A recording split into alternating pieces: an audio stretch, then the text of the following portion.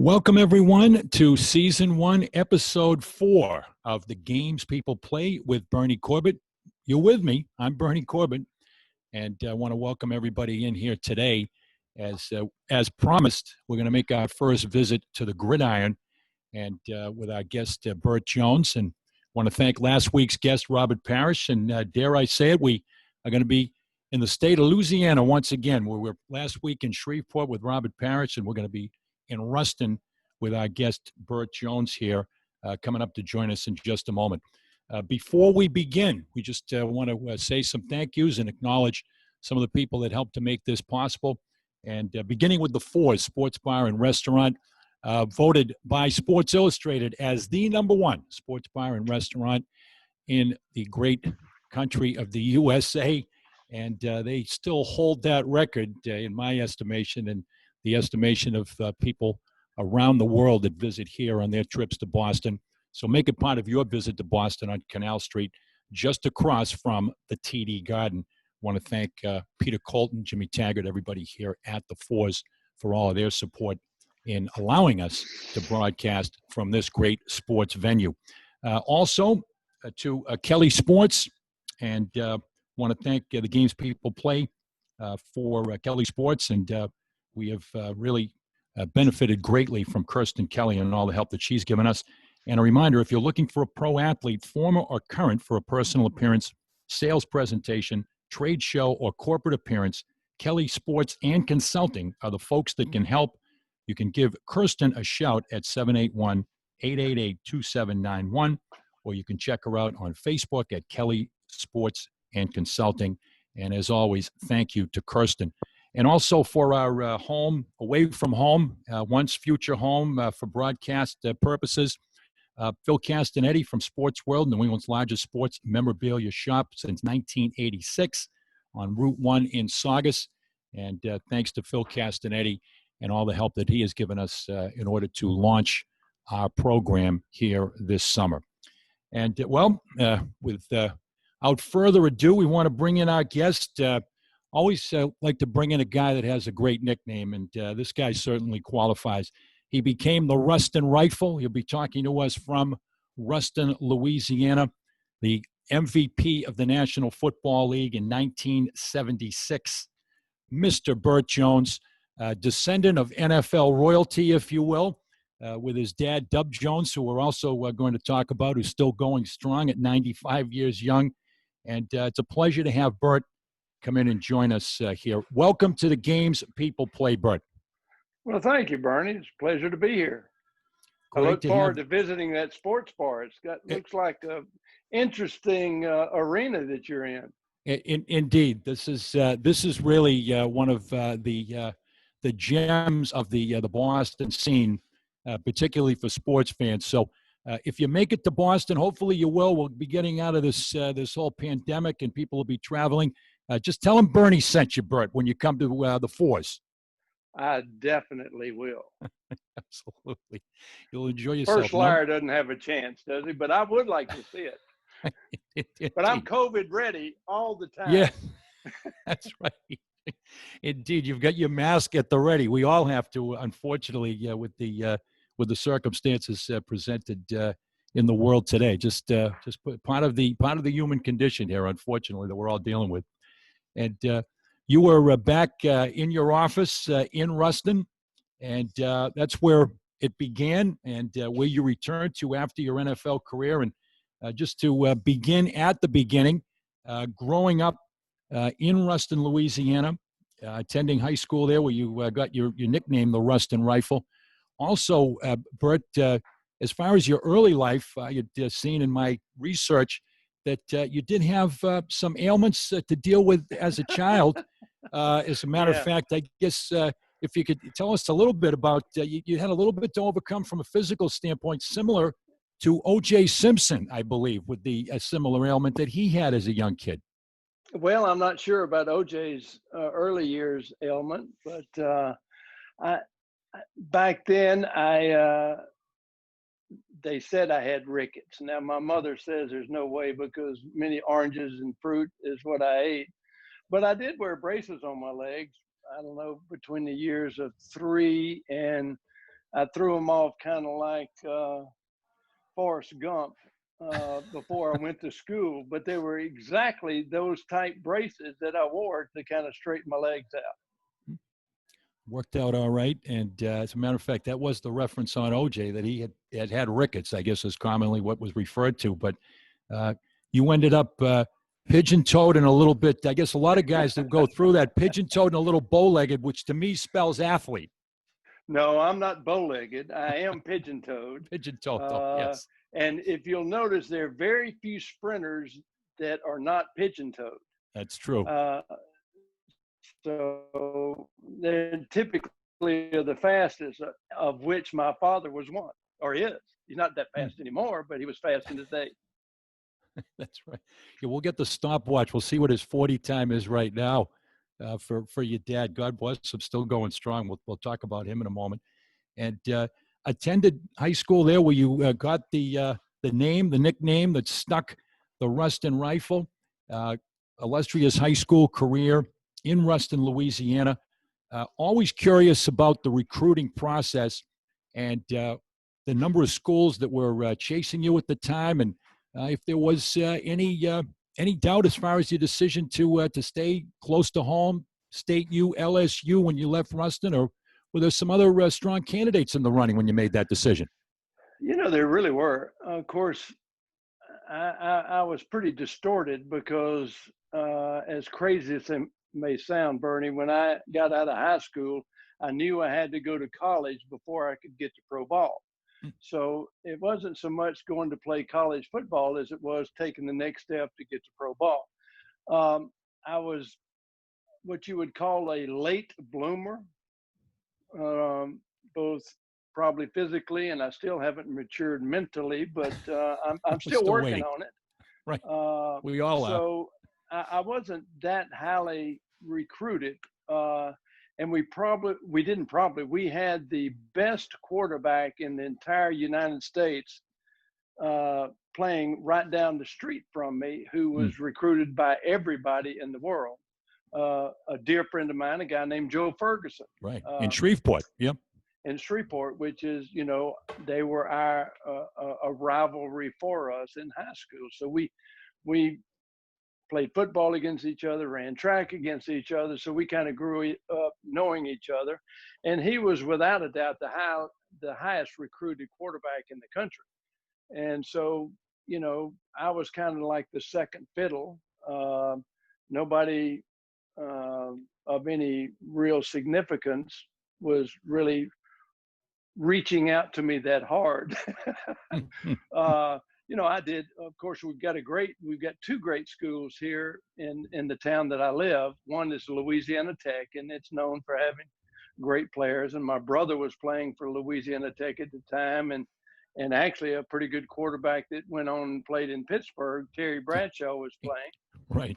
And then where my father helped set up the offensive system, and where he worked out when he was playing pro ball, and where I ultimately ended up working out when I played pro ball, is Grambling State, which is 2 miles from my house. So I'll never forget, Coach Eddie Robinson was in my father's lumberyard because they were best of friends forever. I mean, I grew up knowing Coach Rob as Coach Rob, my dad's best friend, that every Saturday morning and every other day that he's at home, they'd be getting together and talking football. But he came up to me on one Saturday morning, I think it was about February or so, and he says, "Now, Bert, if you don't hurry up and sign with somebody, I'm going to be forced to offer you a scholarship."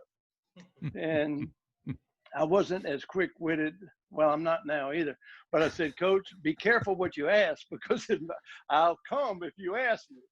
But actually, Louisiana Tech, which was a great school, had great quarterback play and was a very competitive school then and now, offered me a scholarship. My father's school that he ultimately played, he first went to LSU, and then he graduated from Tulane.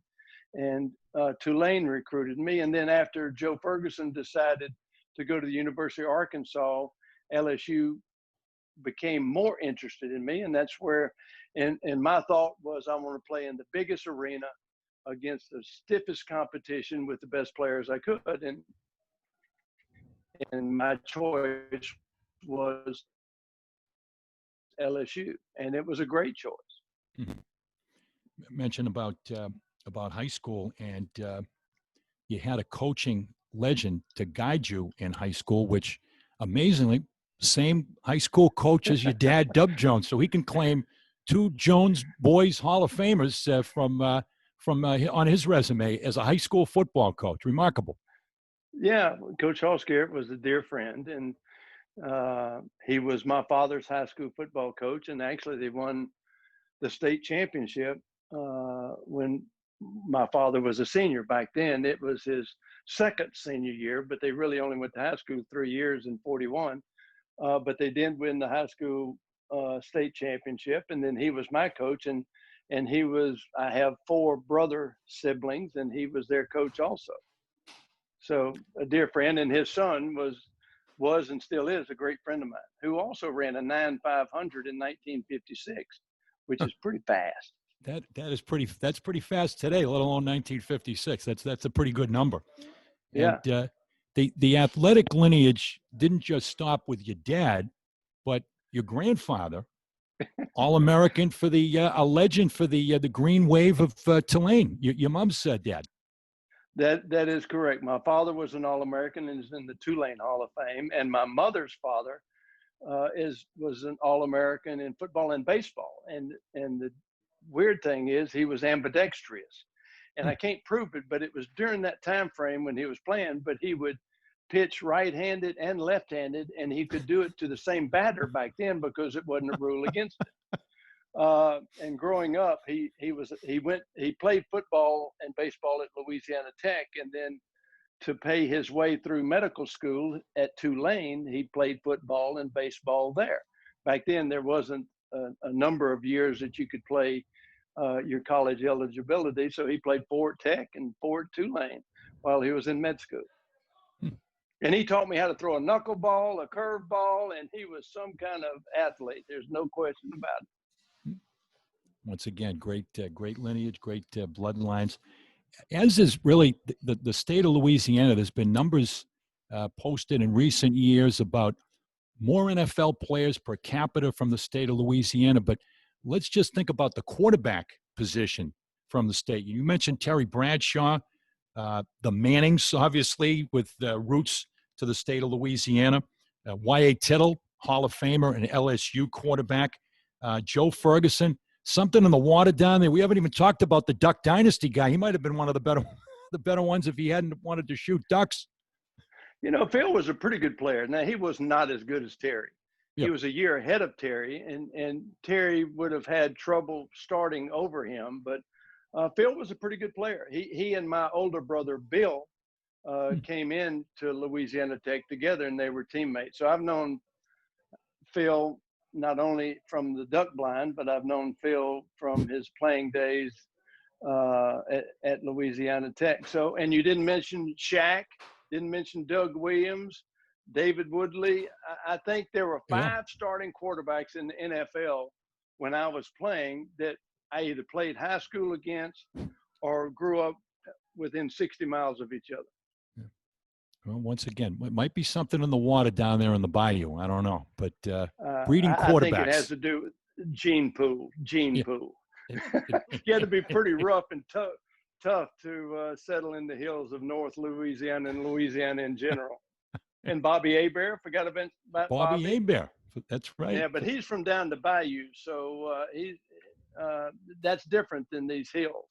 Can't claim him. One of the parishes down in the bayou country.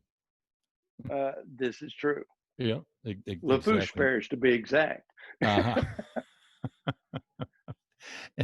and once again, your upbringing certainly a little bit of an aberration. I guess you took it as just a standard procedure and accepted, but you really grew up around the NFL. I mean, you were very young when your dad finished as a player for the Browns, but as a coach, you were very much part of the scenery with your summer vacation being spent at NFL training camp hanging around with the likes of Jim Brown with the Cleveland Browns and some of those great stars that the Browns had at that time? You know, died and gone to heaven as an 11-year-old. My father came back as the offensive coach. You would call it the offensive coordinator now under Blanton Collier in '62. And so a prerequisite or requirement for him to coach is that, hey, he wasn't going to spend the summer away from his family. So literally my mother, my sisters, and my brothers, we all went to Hiram, Ohio, to Hiram College, and that's where the Browns had training camp. And the boys would farm out. You know, one night I may be sleeping with Clifton McNeil. One night, Gene Hickerson, and so the boys, mainly me, because I was at that impressionable age where I was definitely in the mix. But I was a ball boy. We washed the socks, the jocks, made the rolls, put them up every day, and made lifelong friends. I saw Jim Brown. I saw him at the championship game this year, and then I saw him in Cleveland about 2 years ago. But Paul Warfield, you just go down the list. They were Frank Ryan. I warmed up Frank Ryan and Jim Nanowski every day before practice. So, yeah, it was a tough life I had to live. I mean, I did not get a vacation. That's right. We'll call that a working vacation because of a working vacation. The occupation that you ended up pursuing. Certainly came in handy. Your dad, and I know that when we set up the interview, you said mandatory viewing, and thank goodness you made it mandatory viewing. I mean, as an NFL aficionado, I knew your dad, but I feel like I know him a lot better after seeing a recent interview for the 95 years young Bert Jones, reliving in great detail his career in the All-American Football Conference and then the NFL with the Cleveland Browns. He was a very influential and also, if you look at it, trend-setting in terms of the flanker position was almost designed by Paul Brown for your dad. Well, it wasn't almost. It was. Yeah. He was what we would call the first flanker. Yes. So, you know, sometimes he was a running back and then he would flank out, whether it be in motion or in a set position. He was a very gifted athlete. And plus, he was tall and lanky. He is 6'4", and I think he ran a 9.800 at Tulane, so he was probably the fastest man in the league at the time. And he was kind of a quarterback, even though they didn't have quarterbacks. They had a tailback that caught the ball on a deep snap when he was in high school.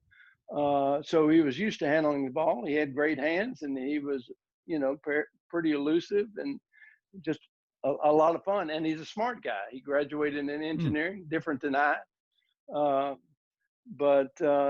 you know, he was somebody that could do a lot of things. So, yeah, I grew up, you know, Otto Graham was, you know, kind of like my godfather. I knew him as well as I knew anybody else. Dante Lavelli, Mike Speedy, Jim Brown. Jim Brown came to visit me at my lumber mill about 15 years ago just to stop because he was in the area, and he came and stayed with Daddy, and it was a nice event. So, but these were normal people. And now that I've gotten older and probably more wise, I'm going, wow, this is pretty unique, wasn't it? And Otto, you mentioned about Otto Graham, and maybe because it has been such a gap in terms of generations now, but not appreciated. You talk about one of the ultimate winners in sports. I mean, there's a guy that never lost from the All-American Football Conference as a quarterback, didn't break stride coming to the NFL in 1950. When you talk about winners, he's every bit a winner as a Bill Russell or a Yogi Berra or any of the other guys across the landscape of sports that have multiple championships and great lineage. Yeah, and Yogi and my father were roommates. There's a little bit of trivia for you. At World War II, correct? Well, neither of which saw action, or they were coming out of college at the end of the war, and they were both sent to submarine base. And let's see, it's right out, what, just right there on the coast, wherever the submarine base was. And Daddy was playing football, but he didn't want to play while they were fighting. So he said, I'm not going to play ball until we're through this war. And Yogi wanted to play football, but they didn't. Now, bear in mind, there weren't but 300 or 400 other people in the gymnasium where they slept. But we always laugh. I knew my father knew Yogi all of my life, and they were friends. And coincidentally enough, I don't know if you knew this, but my second or third year in the pros, Tim Bear out of UMass, right?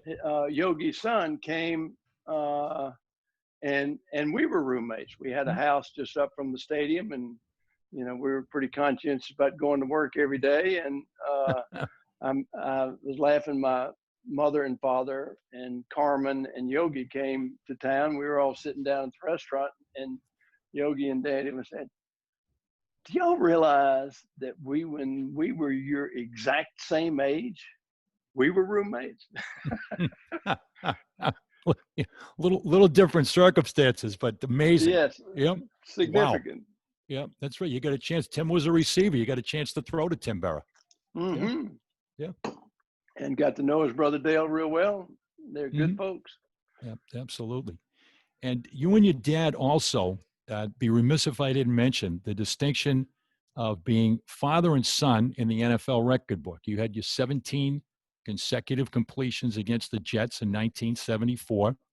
And November 27th, 1951, your dad had a pretty good day. Only two other guys in NFL history, 6 touchdowns in one NFL game. He shares that with Ernie Nevers and Gale Sayers. And I guess a testament to what you had articulated in terms of your father's all-around skill, ability, speed.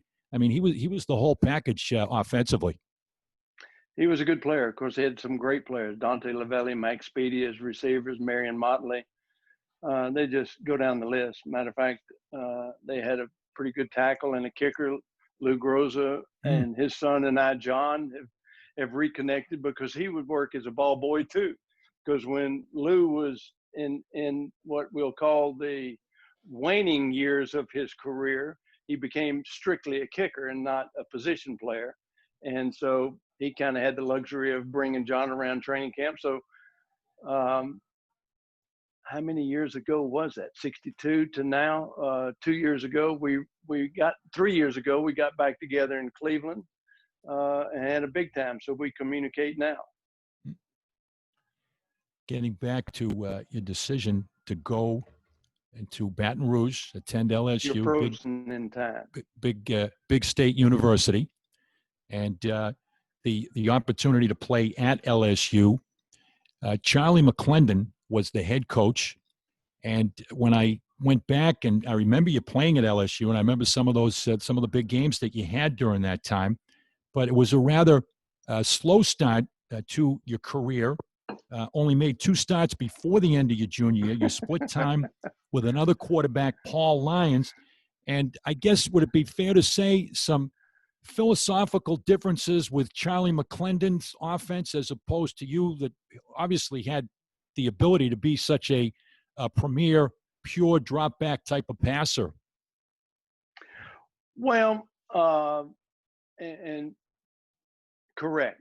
Philosophical differences, no problems.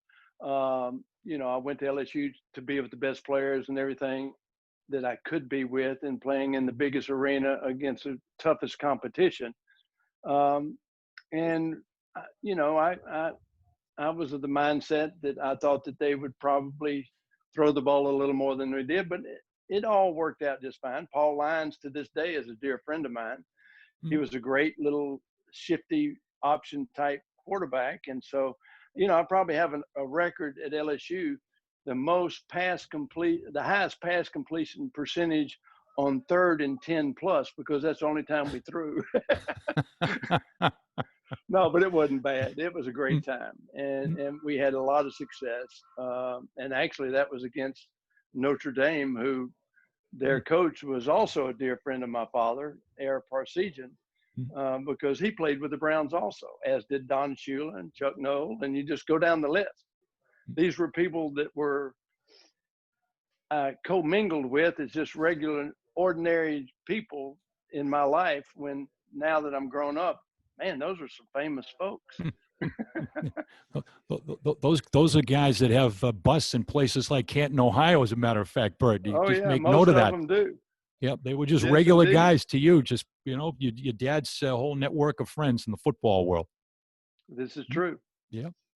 And once again, a little bit of probably some frustration early on in your career until you became the starter for the LSU team. Do you ever consider the possibility of transferring to another program? Was there any program that you might have had in mind that you might have been maybe more suited to letting you maybe air it out a little bit more? As a matter of fact, yes, and I almost did. But where were you headed? Can you reveal that now? Is the statute of limitations up?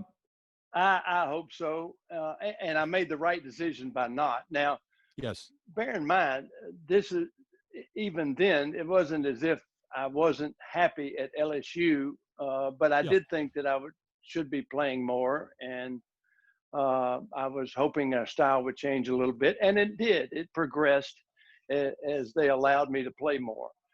So I'm not complaining that much, but it was kind of frustrating because after my sophomore year, every time I'd go in was 3rd and 10, 3rd and 15, 3rd and 20, and then I'd come back out, go in, throw the ball, come back out.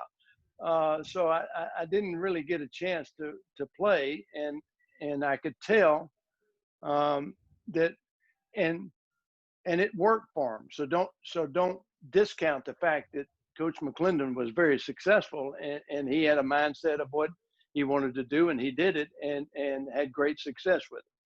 But early in his career, he lost his quarterback, and it set him so far back that he said, "I'll never be in that position. I'll never not have at least 2 quarterbacks playing in the game all the time." And I thought that might change when I got there, but actually it never did. It didn't. But as I mentioned earlier, a good friend of mine was the head coach. A good friend of my father's was a coach at that small Catholic school in South Bend. That's right. And small Catholic school, yeah. And I actually went through the due diligence, and I'm sure the statute of limitations are over. My daddy didn't even know it. Really? Yeah, he would not have gone very much for that, but only because rightfully so, if you start something, finish it, and that's what I did. But I was in position that I almost did, and then a dear friend of mine at LSU, who was also an Olympic trainer and a dear friend of mine, and he said, "Bert," he came up to me because I consulted with him on this, and he says, "There's no question in my mind that you will start and you'll be the greatest quarterback that they ever had. But I know you, and I know your family. I know your grandfather. I know your father." He said, "You're going to come to Louisiana, and if you abandon LSU at this stage in your career and have success somewhere else, you won't be able to come back. It won't be home for you anymore." And I said, "You know what? Louisiana is home. This is where I want to be. This is, if I ever get married, where I want to raise a family." And I said, "You're probably right. I better stay." And I did, and I had great times and great success and no complaints. You might have succeeded Joe Theismann. Theismann, when I met him. That's right. It didn't rhyme until the media relations people at Notre Dame wanted it to rhyme. That's correct. That's right. I believe John Heisler was the director of media relations. He said, "I think we're going to change the pronunciation of your name, son." Funny how that worked out. Overall, your time at LSU, 26-6-1 was the record through your 3 years. 12-2-1 as a starter, and in the 17 games that you played, almost 53% completions, threw for over 3,200 yards, 28 touchdowns. The attempts over 400 attempts, 220 completions. when you left LSU, well, I guess you made the right move because all the records belonged to you when you left LSU. Not anymore. They had a pretty good player this year. Yes, they did. Well, I want to talk about him a little bit later there. Absolutely. Yeah. Name escapes me, but he was pretty good. We'll have to think about that. Oh, I know him well.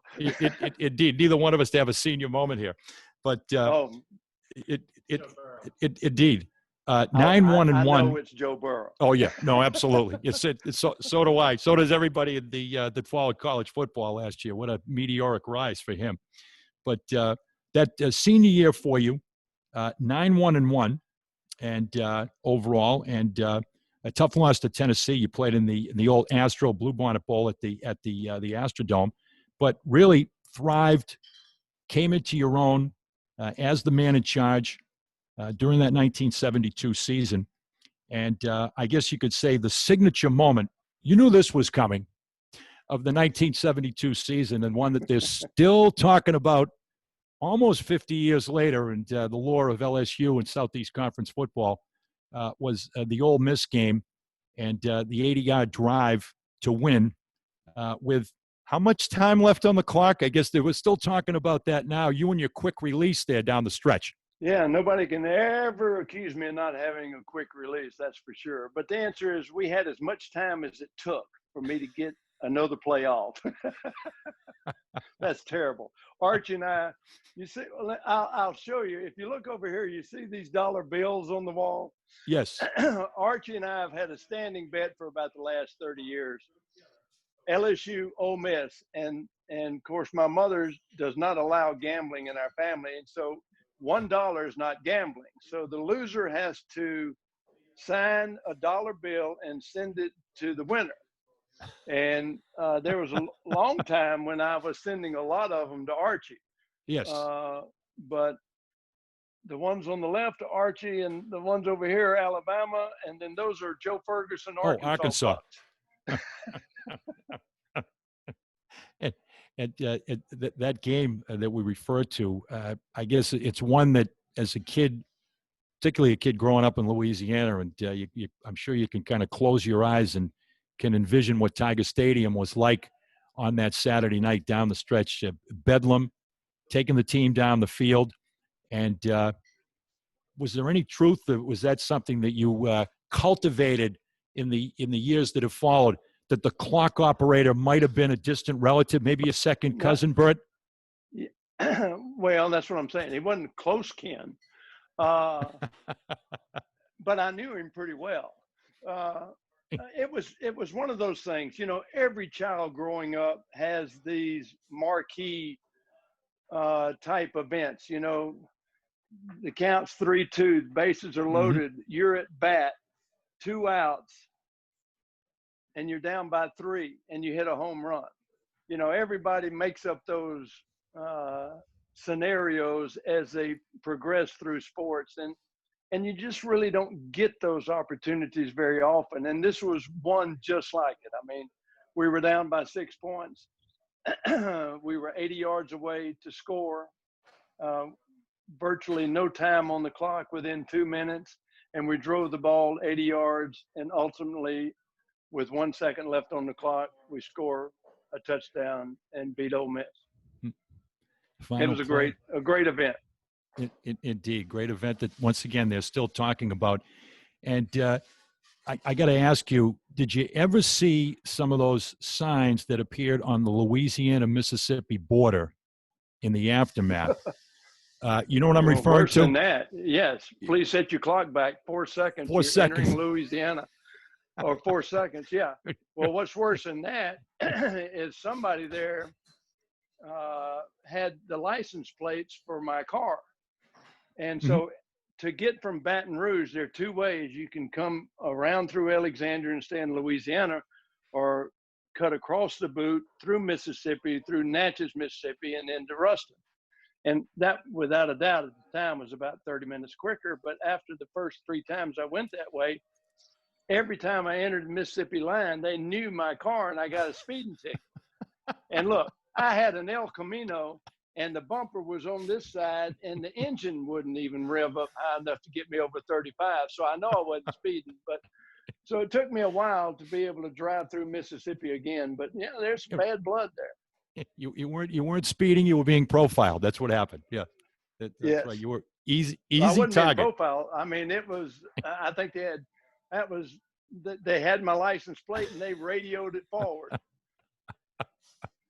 The Mississippi Constabulary was still upset. I'm not surprised. Great victory. Highlight of that senior season. A year that you were a consensus All-American, first LSU quarterback as All-American status.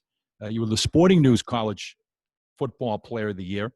And speaking of the Heisman, fourth in the Heisman Trophy running. So you certainly put yourself in a position, as you mentioned a few moments ago, in terms of being able to make the right move, the logical step to get to the pro ball. You did put yourself in an A position to get the pro ball. I did, and happy for it, and had a lot of fun playing pro ball. Mm-hmm. That started actually when you look at it. It started before it started, if you will, in terms of being able to go to Baltimore and to become a member of the Baltimore Colts organization, because just 8 days before the NFL draft, the Baltimore Colts traded, arguably, a lot of conversations, certainly up until recently, about the greatest quarterback of all time, John Unitas. He was traded on January 22nd to San Diego. NFL draft 8 days later, and to the Baltimore Colts with the number 2 selection of the 1973 draft, Bert Jones. What about your reaction in terms of being drafted by the Colts? I mean, had a great sense of NFL history, obviously, because of the time you spent with the Browns. But what about the opportunity to go to Baltimore? What immediately came to mind? Well, it was just a great franchise and a great opportunity to go play in the NFL. The Baltimore franchise, the Baltimore Colts, had won championships, always had great players and great coaches. And I was looking forward to it. And it wasn't the Cleveland Browns, but, you don't get to choose. Right, exactly. If you'd had your preference, you would have loved to have, followed your dad all the way through and become a Brown, but not the case. If Ann and Butts were sugar and nuts, we'd all have a Merry Christmas. Exactly. And you come to the Browns, Unitas departure. Excuse me. You come to the Colts. You got me. That was Freudian. You go to the Colts.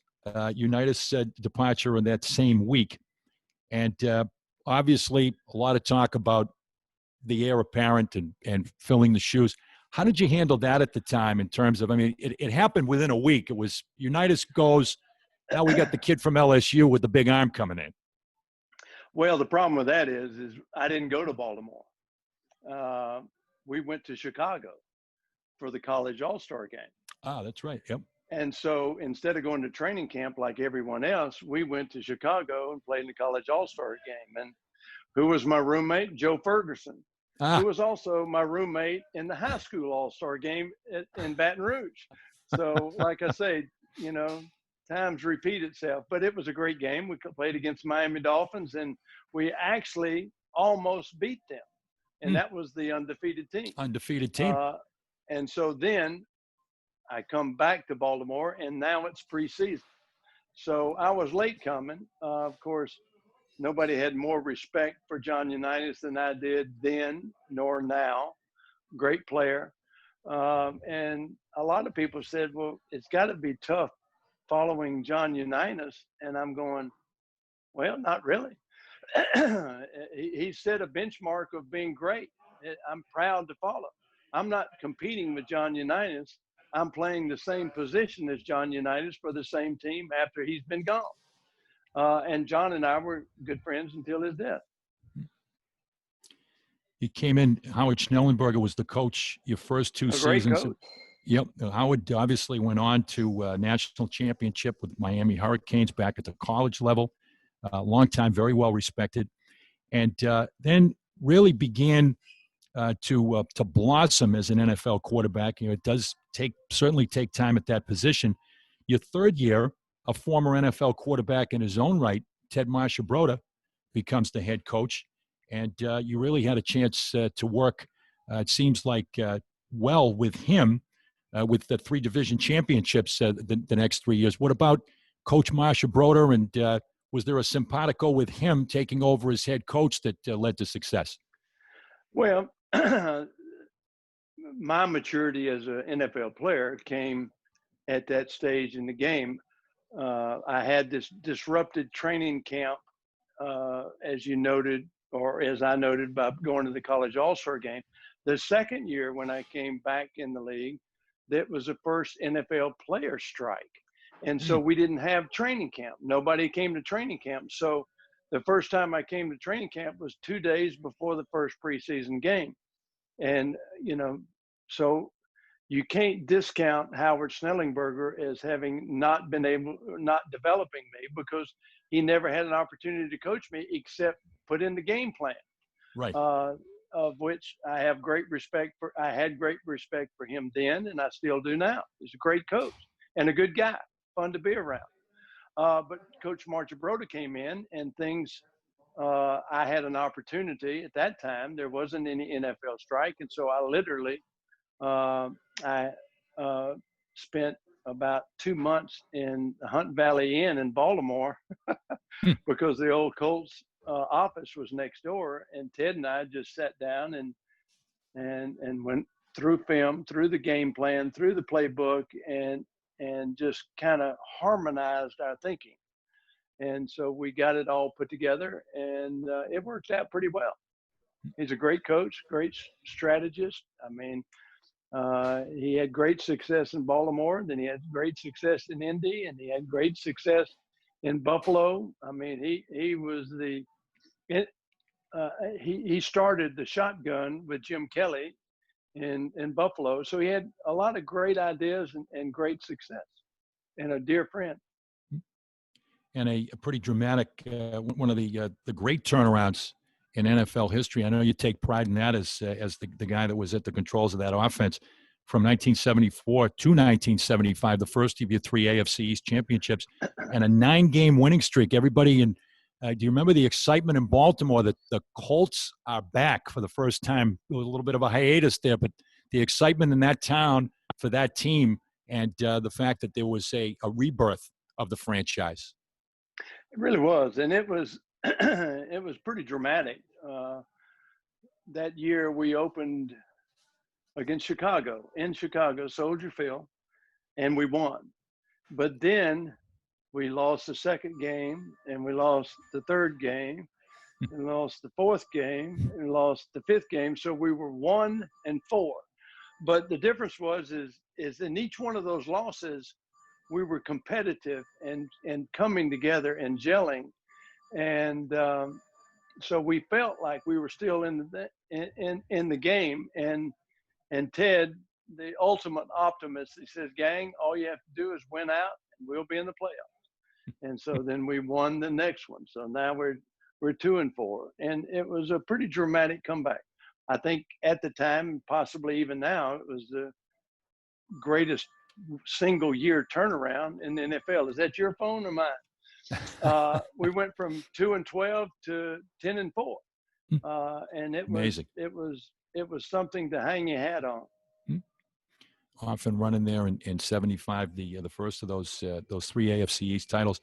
And then I guess fair to say that 1976, it really all came together. Your most valuable player season, the only guy in the NFL to throw for 3,000 yards that year, 24 touchdown passes. Your passer rating was 102.5. It's only 3 guys in the decade. You get an idea of how the game was then to how it is now.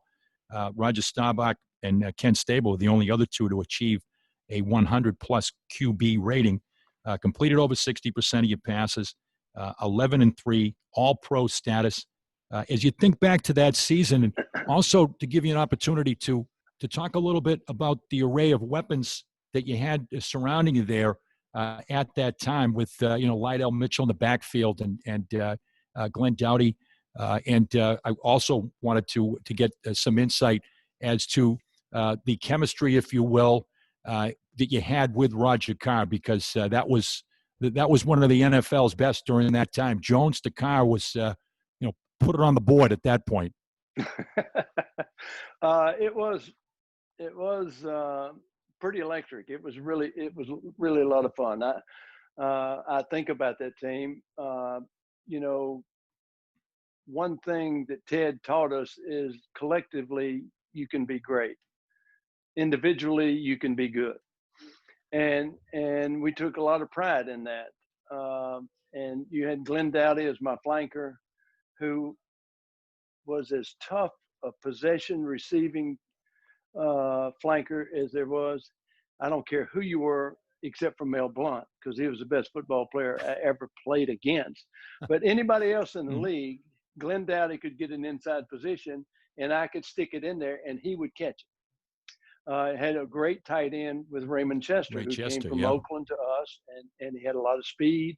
And they had a guy, he was an unbelievable blocker, which a lot of people don't realize. But if Raymond Chester was over there and you had your tackle there and you double teamed, he was going for a ride. But he was a great receiver, had good hands, a lot of fun to be around. And then you had Roger Carr, who was, he's a funny story. He played at Louisiana Tech, which was my hometown. A lot of people don't know this, but when he came, his grandmother, he came from a broken family. And so he lived in Cotton Valley. They didn't have football in Cotton Valley. So he played a freshman year or so in Oklahoma, but he came to Louisiana Tech and they had, his grandmother made him go to college. So he was out in spring of his freshman year or sophomore year, and they had an intramural track meet. And so he broad jumped like 23 or 24 feet. I mean, the track coach goes, "Where did this guy come from?" And so the track coach went up to him and said, "Hey, if you'll broad jump from me, I'll pay for your school." And he goes, "Wow, yeah, how do you do this? Sign me up." Sign me up. Well, the track obviously was around the football field. And while he was just playing around, he started punting the ball. They had spring training, and he started punting the ball, and Maxon Lambright looks at him and goes, "Whoa, have you seen this guy that can punt the ball?" And so they get him out there to punt for him. "Well, you know, if you'll punt for us, we'll pay for your room and board." Heck of a deal. I'm in. And then they saw how fast he was, and then he became a receiver. So he never really wanted to play football. It was just a means to an end to get him through school. But when he came to Baltimore's first year, he had a hamstring problem and didn't really bloom. But the next year, all of a sudden, he was on fire. And I'm telling you, we played in the Pro Bowl, and I don't know if you remember the receiver Cliff Branch. Oh, yeah. Who played at Oakland, Olympic sprinter. I remember them running together, and Roger was just stride for stride. And so without a doubt, he was one of the fastest guys in the league. And my old roommate at LSU, a guy named Tommy Casanova. All-American defensive back, yeah. Yeah, and he played in Cincinnati. And he played in Cincinnati because Paul Brown said he could go to medical school and play ball. And that's because he told everybody else he wasn't going to play because he was going to medical school. And so Paul called my daddy and he said, "Hey, is Tommy really serious about not playing pro ball?" He said, "Yeah, he's serious." And he said, "Well, if I can get him in the University of Cincinnati, you think he'll play?" He said, "Well, we'll ask." And so long story short, he went to medical school while playing defensive back for Cincinnati. And Tommy was saying, "You know, we had no idea Roger Carr was this fast." He said, "Ken Riley has never had anybody beat him on a go in the history of him playing cornerback. And we beat him twice in one day." And he goes, "Where did this guy come from?" But he was on fire, had a great speed, great hands. And he reminded me a little bit of Paul Warfield in that he could glide and cut, you know, and he didn't have the lateral movement of a Joe Washington or a Lydell Mitchell, but he wasn't far from it. Right, just straight out speed, and let Roger Carr run that fly pattern. Look out. You know, give me enough time to let him create some separation, and here we go. Rustin Rifle does the rest. Exactly. You mentioned about that you struck a nerve there looking at some of the highlights here and getting ready to talk to you. And I think I caught the game where 37 Tommy Casanova was left in the dust by Roger Carr going right by him. You can see 81 go right by 37 in that Bengals game. Well, actually, Tommy was not in coverage on him. He had already beaten the corner, and Tommy came in and actually hit him late. I gave him a hard time at that. He hit him late in the end zone. Did you see that? I think that's right. That's right. Oh gosh. So I still to this day give Tommy a hard time. He's practicing medicine in Crowley, Louisiana, and we're still good friends. He's back home in Louisiana. Why wouldn't he be? And I know we have a mutual friend who was with the Baltimore Colts for a number of years in administration, media relations, and then also as general manager, and then general manager of the Cleveland Browns, and then with the New York Giants when I met him, Ernie Accorsi. And Ernie talked about the final game of the 1977 season against the Patriots as one that he would absolutely unforgettable, and a game in which was bad enough you were down 14-3 at the half, but it got it got exponentially worse on the second half kickoff when Ray Claiborne won 102 yards. Now you're down 21-3, one play into the second half, and is that a game that when you think back to your best days or most memorable days as a pro, bringing the Colts all the way back? Without a doubt, that they had a great team. Timmy Fox, Michael Haynes, they had a great defense. Steve Zabel was a linebacker. Andy Nelson, they had a great team. They had a great defensive team, and they were competitive. And they started leading. Timmy Fox started leading the cheers from the sidelines for the Colts, and that probably turned the game around. Not literally. I give him a hard time about that too, but it was a great comeback, and we did come back methodically but true, and came back and ultimately beat them, and that gave us an opportunity to go in the playoffs. And that final drive for the lead, you went the length. You couldn't go any further. It was 99 yards on that final drive. Yeah, we had it in the bag. There was no question about it. No problem. Raven Chester still laughs at me because I looked up and I said, "We got it." Yeah. Nothing to worry about. Nothing to worry about. He goes, "You're a sick person, Bert," of which I was and still am. Well, as the quarterback, Bert, once again, you got to convey that. You may have a little bit of doubt inside, but the other 10 guys in that huddle better not know. Absolutely. There was no doubt in my mind we were going to get this done. It was kind of like against Ole Miss. Exactly. Similar circumstances. Ernie also noted in his memory, and it's a long memory of the NFL, and Ernie has got obviously a tremendous memory for detail. The play, and I went back and I watched it. You hit a 57-yard pass on that last drive to Glenn Doughty, and Ernie said it was one of the best balls that maybe that he ever saw thrown by an NFL quarterback. A long out to Glenn Doughty, which was a key part of that drive. Do you remember that play? Oh yeah.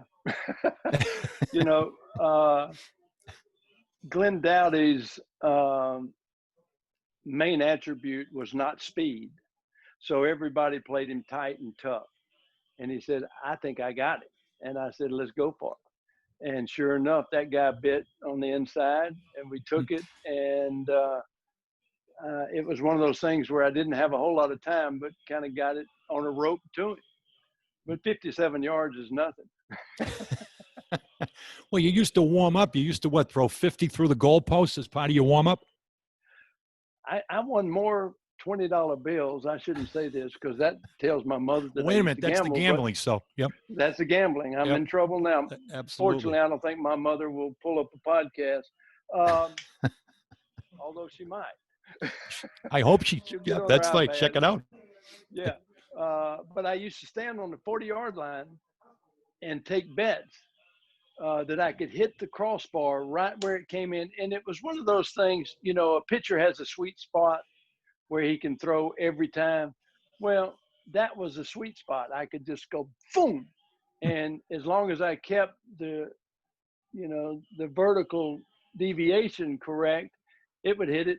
I'd say half the time, but I always got pretty good odds. Not bad. And another note from the esteemed Ernie Accorsi about your success against the Patriots. Bobby Howard was the corner, by the way, for the Patriots that got beat. Number 24 was Bobby Howard that Glenn Doughty beat. So just wanted to note it. Bobby, I don't know if Bobby's watching or Bobby's going to listen, but at any rate. Well, you are in Boston now. I've got a good friend that's up there now, so he's done pretty well himself. You said you have a good friend up there? Yes, in Boston. Yeah. Yep. Yeah. Yeah. He coaches up there. Yes. He was just, I think he was 12 when you first met him, as a matter of fact. No, he was, he had graduated from college. He and I were about the same age. I think he was That's right. a year or two younger than I. How old is Billy now? Yeah, I think Bill is probably, I think Bill's born at 50 or 51. Yeah. About 68 now. Well, I was born in 51, so I guess we were the same age. Yeah, the same age. He looked like Doogie Howser of coaches, though, in those pictures from that time. Hey, I helped get him his first NFL paycheck. Really? You didn't know that, did you? I did not know that. He came up there as his father coached at the Naval Academy, and he came up there. Steve, yep. Just as what we would call in college a graduate assistant to break down films and do things. But, I mean, he was like a dry sponge, and every time you threw something about football, it was like water to a sponge. I mean, he soaked everything up. And needless to say, he's been pretty successful with it. But yeah, he slept he probably won't tell y'all this, but he slept in the training room on the table. And we got him his first check for $25. He's cashing bigger ones now, but everybody's got to start somewhere. The journey of 1,000 miles, the first step. Oh, isn't that the truth? Very, very, very impressive. And Bill waxed philosophical and glowingly when asked back in, I think it was 2008, when the Perfect Patriots were getting ready to play the Giants in the Super Bowl, about great NFL quarterbacks. And he put you right at the top of the list. Nobody threw the ball. Nobody had a release. Nobody had arm strength, accuracy like Bert Jones. You probably had, well, I don't know, your phone might have been blowing up when that happened. I don't know if people picked up on that immediately, but when you did find out about what he had to say about you. Well, that's the only time I've questioned his judgment. But it's certainly a supreme compliment coming from one of the greatest coaches ever. Mm-hmm. He said best pure passer he ever saw, and talked about your athletic ability, the whip, delivery, the quick delivery, the accuracy, and just getting back to Ernie. One of the notes that I had from Ernie, I'd be remiss if I didn't mention this, and you think back to the cerebral quality of the position. And Ernie talked, as you did, about just how good those Patriots teams were that you beat out every year for the division championship. They were extremely talented. And Ernie went right up and down the line. I mean, at a number of positions, they might have had the best player in the NFL with Francis and Gray and Hanna and Cunningham. Good quarterback, good running backs, good defensive backs, good linebackers. Good defensive lineman. John Hanna was a pretty good offensive lineman too. He was pretty good. Hog Hanna, absolutely. Haynes and Hunt and Fox. But see if you agree. I know you and Ernie are pretty close. Ernie said the biggest factor in those games was the fact that the Patriots got into blitz packages in terms of pressuring you. And I believe his quote when I talked to him earlier in this week was, "Please blitz me." Absolutely. He said Bert could just bring him on. Absolutely. He said Bert could just eat that blitz alive, and that was a big factor. Well, it gave you an advantage. Of course, I always had to figure out who the one person that was on me was and avoid that person in your coverage, needless to say. But, yeah, if you give me one-on-one, excuse me, and some time, I'll take that any day of the day, any day of the week. And so, yeah, I love to see somebody blitz. 1978 season, And, well, before, it was actually in the preseason. And I'm sure you're sitting back now, the debate about eliminating, they might even eliminate the preseason games. At that time, once upon a time, for any of the younger viewers, 6 exhibition games.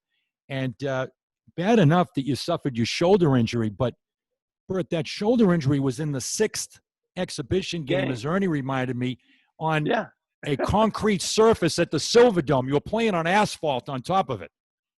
I would like to say I don't remember that, but I do vividly.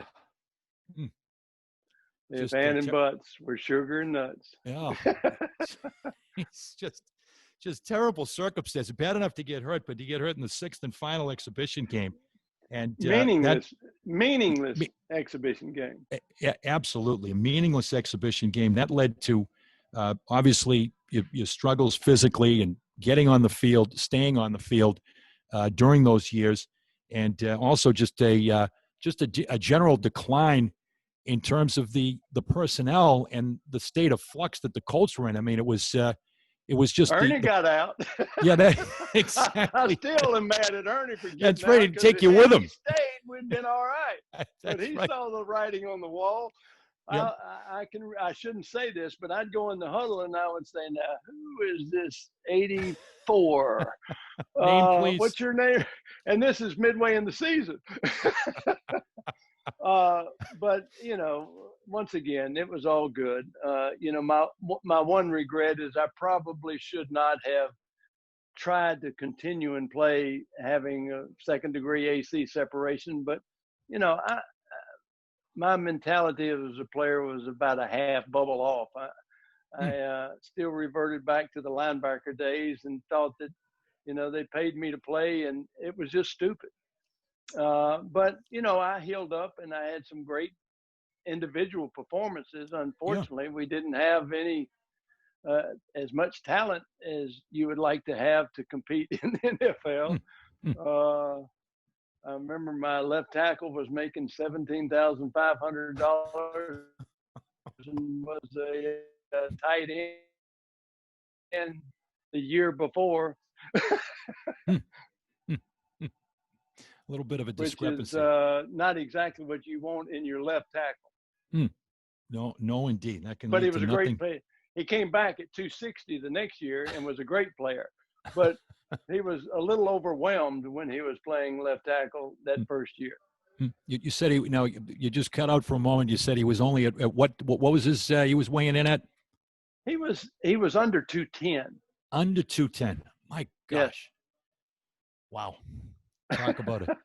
Even for then, that was, Even for then. Yeah. I mean, but we didn't have a big line, but they were all very athletic and very skilled. I mean, we had George Coons as a right tackle, Elmer Collett, Ken Huff, right guards, Ken Mendenhall as the center, great player out of Oklahoma, Robert Pratt, and then we had Wade Griffin and David Taylor and other left tackles that played well. And Wade Griffin, who came out of Ole Miss as a tight end, ended up my left tackle, ultimately became just a hulk of a player and did a great job. But that was early in his career when I had him. Right. That's right. A little bit of a difference there. And you did have a chance to move on from Baltimore. And it wasn't like, you were still a young man when you went to the Rams. I mean, you were, I believe, about 30 years old when you went. It wasn't like you were 38 years old when you moved on to the Rams. But what about the opportunity to get a fresh start? Opportunity. Yeah. It was going to be a fresh start. And lo and behold, when I get to L.A., everything was going good. And then the NFL goes on strike for the first time during the regular season. Right. 82. And I'm going, this really is not a good thing. And so actually the week after the strike ended and we hadn't practiced 3 days, a guy, we were playing the Falcons and he hit me right in the chin. And he had about a 5 or 6 yard running start and the nose tackle was holding my left arm and was kind of curled up behind me, and I had the ball in my right arm and I was like a punching bag. And so I guessed how to dodge him this way and he guessed correct.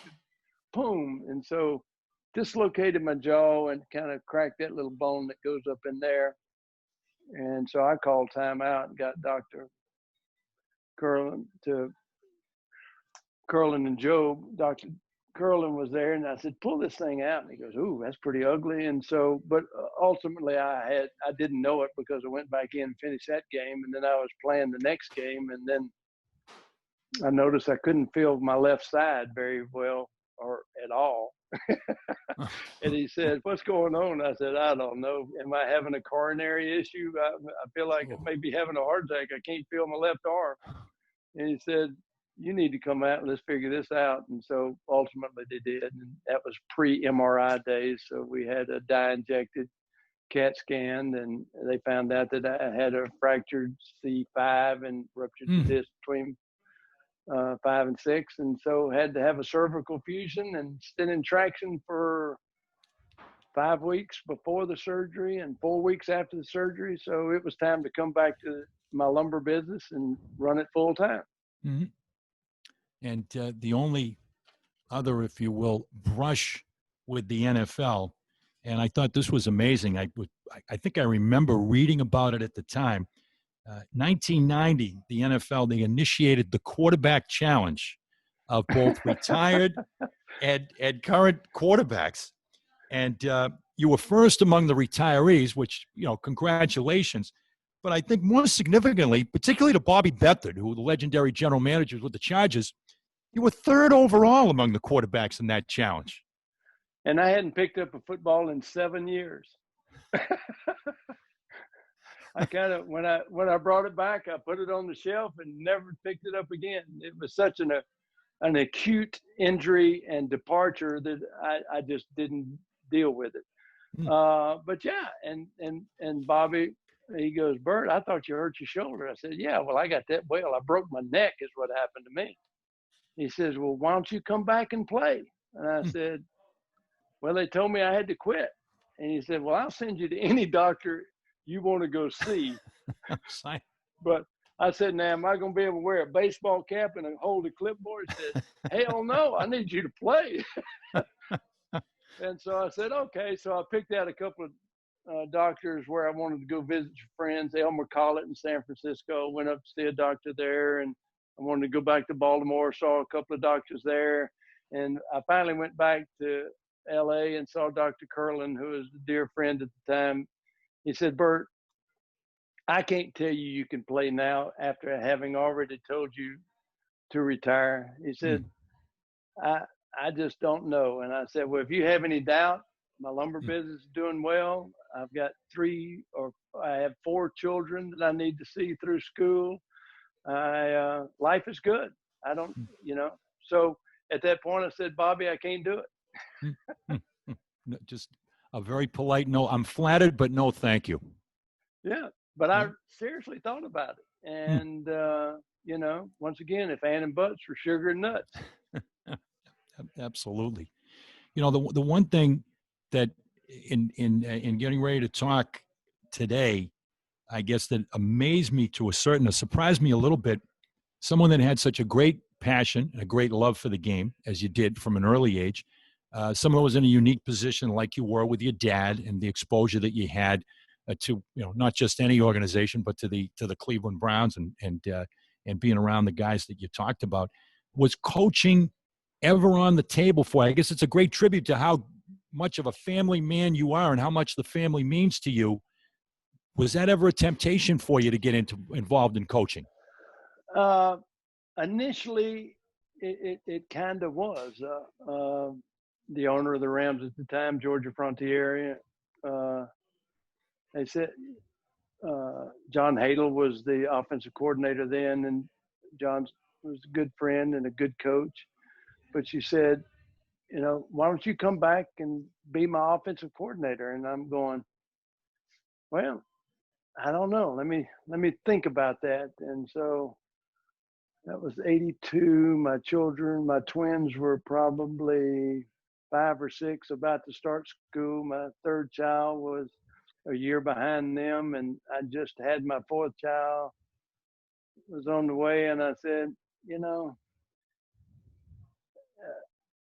it's kind of like IBM. I've been moved if you get in the coaching business, and I just wasn't psychologically prepared to do that.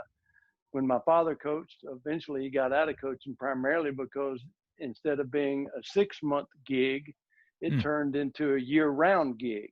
Right. And he wasn't willing to make that sacrifice. And at the time, the lumber business that I started with my brother needed my help. And I just said, you know what, Ruston's a great place to raise a family. LA is a great place, but I'm not sure it's where I want to raise my family. And knowing the lifestyle that all coaches have, I just said, you know, maybe not. You know, as someone that excelled at the position as you did to attain the heights that you did, and once again, MVP of the National Football League and College Football Hall of Fame and the rest of what we've discussed, what about your perception of the game today? I mean, you know. Oh, man, it's fabulous. I can you like only the game today. imagine. Yep. Oh, I do. And they've made some great rule changes. I mean, just think how much fun it would be. I can only imagine how much fun it would be to get in the shotgun and sit back there Freedom. instead of having to take 7 steps back and look around while you're running backwards, to sit back there and just watch things develop and play ball. So, yeah, it's a great game. And there have been significant changes in the personnel. But if you really look at it, the skill players are pretty much the same. I mean, the running backs, I mean, Jim Brown, I can promise you could play today. Absolutely. The wide receivers, the Paul Warfields, the Roger Carrs, these guys could play today. The thing that has changed, though, is, and I realized it when Richard Dent was in Washington, and he was a defensive end, and, you know, I could break out, and I was pretty fast, not as fast as my father, but not far from him. And I could always outrun him, and I was just lollygagging around, and he just ran straight through me from the back. I'm going, holy smoke.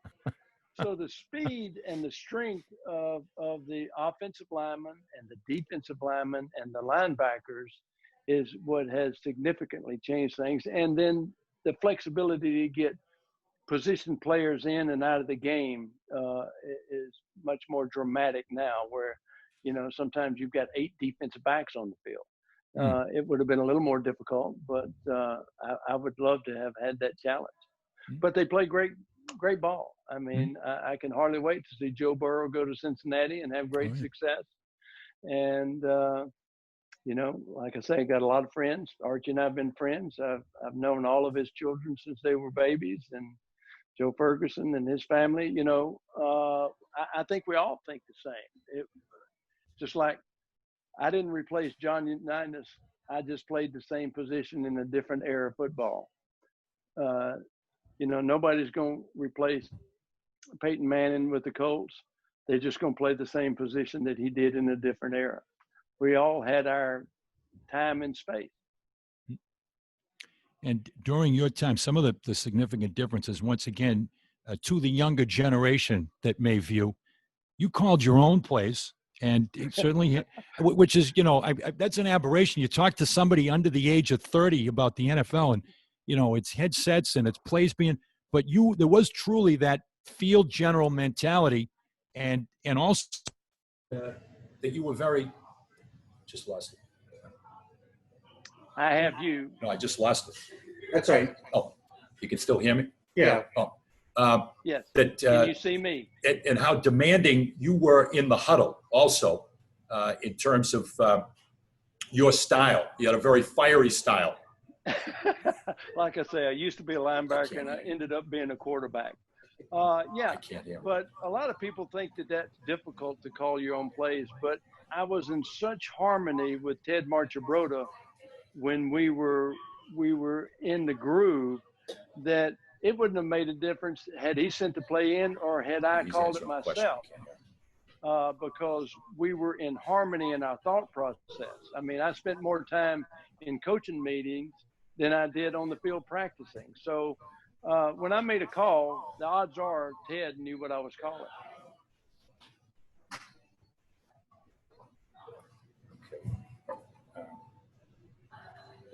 back? Mhm. Oh, um, I'm sorry, Bert. We just lost you for just a moment there. Okay, so I got you, and I have your little icon. I the can little see man's up myself there. Okay, on your screen. I But get. if you can see me, I can keep going. Yep. Okay. No, I get you. You had just answered the question. I talked about demanding in the huddle. We can edit this, so. But I just asked about demanding in the huddle, so you just answered that then. I did. Okay. If you have All the right. sound. Okay. All right. No, I get you back now. And also, I'd be remiss if I didn't ask this, Brett. When the subject comes up about arm strength, all-time NFL quarterbacks, uh, more often than not, your name goes to the top of the list. Legend, urban legend. Could you throw in 100 yards? Could you throw a ball the length of the field? Is there any accuracy to that? Yeah. You could. Yeah. Goal line to goal line. Yes. Okay. Yeah. Okay. I tried to throw it out of Tiger Stadium once. I could throw it into Tiger Stadium, but I couldn't throw it out because it was like 40 yards and still 50 yards up in the air. But I got it to the third row from the top. But you know what? Arm strength is not what makes a quarterback a quarterback. It's knowing where to put the ball on the field, knowing how to execute the play, whether you call it or somebody else does, and putting yourself in the best position on the field at all times, whether it's running or throwing or delivering. You know, the motor skills of, hey, you have to throw this 20-yard out. That's a given. You just have to be able to do that. It's whether or not you can pick out the 20-yard out that you're supposed to throw it to that makes a quarterback. Mm-hmm. And I would say the fact that I covered the NCAA baseball tournament back in 2003 at Alex Block Stadium down in Baton Rouge. I would say be careful at your own peril throwing a ball out of Tiger Stadium. It might land in Mike the Tiger's cage. You never know. Well, you'd have to cross a road, and so that wasn't going to happen. And they have a net over the top, so that was not one of my great fears. Right. But yeah, how about that LSU baseball? Have you ever seen anything like that? What a show! I'm telling you, it is without a doubt the best. I was probably at the same game that you were at. Yep, it was a regional. Yep. Yeah, I was there. 2003. Well, I covered LSU baseball twice for CSN, Creative Sports Network. The other series that I covered, to see if you remember, there was a super regional. I believe it was 2001. Tulane was actually ranked higher than LSU, and they played in Metairie at the Houston Astros facility. That's Zephyr right. Stadium. At I Zephyr served on the Stadium. Superdome Commission or the Superdome Board of Directors during that time when we built that stadium. Yeah, and Tulane's always had a great baseball. Even when my grandfather was there, they had a great baseball program. Coach Smith did a great job, and even today, they play well and they're competitive. And there's still no love lost between LSU and Tulane when it comes to athletic sports. I noticed that weekend, as a matter of fact. Yeah. Yes, I did. It was the series went the distance, and Tulane beat LSU that weekend, advanced for the first time, 2-1. And if there's any doubt as to how ardent the supporters are and diehard rabid the supporters are of LSU athletics, the tickets were pretty much in control of Tulane that weekend, Bert. And routinely, LSU fans had to sign up, I think, to become members of the Green Wave Club. In order to get tickets, they had to become members of the Green Wave Club, I believe, at the $500 level just to buy tickets, and they were signing up pretty regularly for that privilege. Not a problem. Of course, I have the unique distinction that I am an LSU fan, but I'm also a Tulane fan. Right. So can't lose. You can't lose, other than when they're playing. I do root for LSU, but trivia. You ready? Are you big into trivia? Yeah, not bad. Yep. All right. Name one college football player that has played for LSU and beat Tulane, and then played for Tulane and beat LSU. Well, I guess it's got to be Bert Jones. You got it. The only one alive. The only one not alive either. Absolutely. Dead or alive. Exactly. It's still very much alive. That's right. Because the fact that he had split between the two schools, I had a feeling that was. He went to LSU as a freshman and played. They had pretty good players there too. And then everybody joined the military, and he went into the Navy in the V-12 program. LSU was an Army school. Tulane was a Navy school. He transferred to Tulane and then played and beat LSU. Mm-hmm. Mm-hmm. I got one other note about your dad that his name has come up now 3 times. If I don't mention this, I'll be tossing and turning tonight. Was his role in the development, the discovery, if you will, that this guy's playing out of position. Paul Warfield was actually a defensive back, and your dad, I guess he had a discussion and said, we got to get this guy over on the offensive side. I think he can play my position. I think he's a flanker.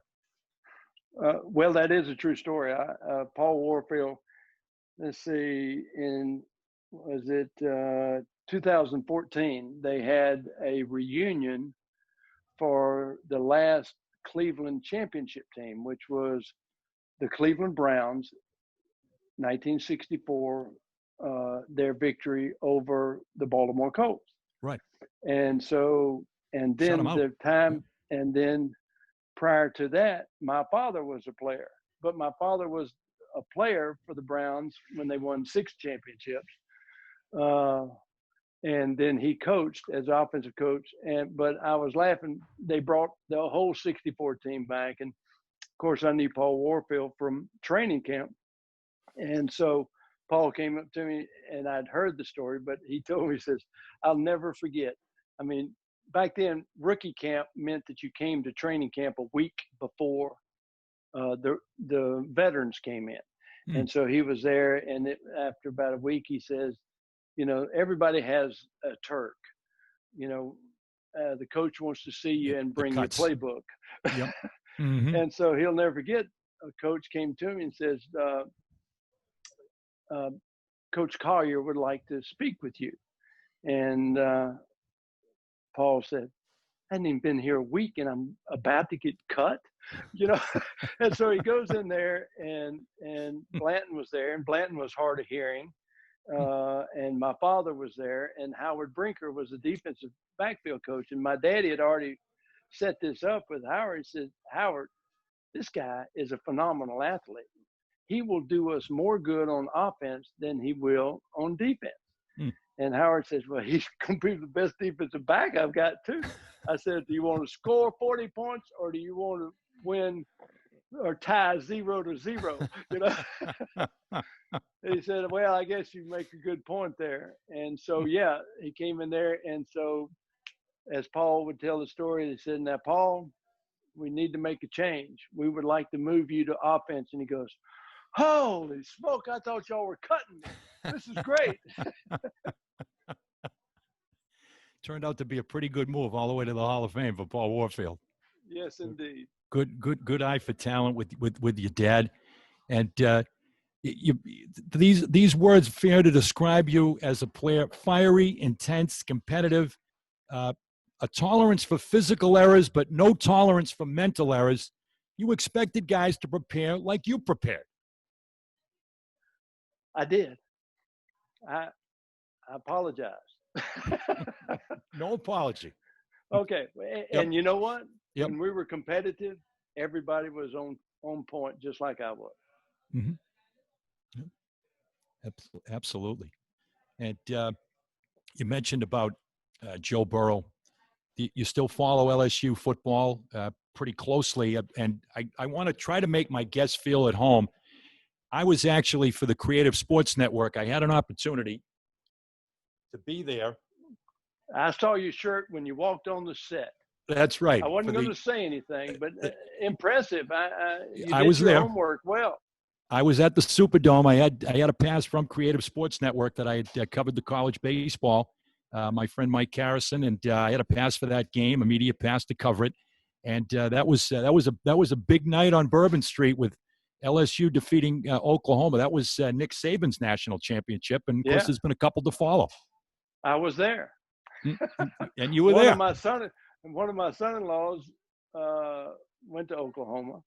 And so my oldest son, they had a bet, not a gambling bet, but whoever won the game had to wear that hat out of the stadium. And when I tell you my son-in-law is Oklahoma, he's Oklahoma. And so not only did they get a hat, they got one of those tiger heads, and he had to wear it out of the game. So crushing. It was brutal. Yeah, that one hurt. And you mentioned earlier high hopes for Joe Burrow. You must have really enjoyed the magical run for Ed Orgeron and Joe Burrow this year. I'm sure you enjoyed that as a fan. Oh, yes, indeed. And of course, I am the perfect LSU fan. I cheer for them, period. And Coach O is such a fine guy and a good coach, and I was just tickled to death for him. It was so fine that he made what a run they've had. I think it is without a doubt in my mind the greatest football college season ever. Period. Yeah. Absolutely. And Joe had the greatest run I have ever seen. And he has, his motor skills are great, but his mental aptitude on the field is spectacular. He knows what to do with the ball. He has a positive outlook. I can only expect great things in the pros from him. And he's a great guy. Yeah. He doesn't like to hunt and fish, but I won't hold that against him. Other than that, he's more of an adopted son of Louisiana with his Ohio. He's going to have to be more indoctrinated to the hunting and fishing. Well, they've got some. I'll never forget as a kid growing up pheasant hunting in Ohio with my father, and I think Bernie Parrish went, and Warren Lahr, and just a lot of old players that I knew. So there's some great outdoors in Ohio also. But as he says, I'm more of an inside guy. Right.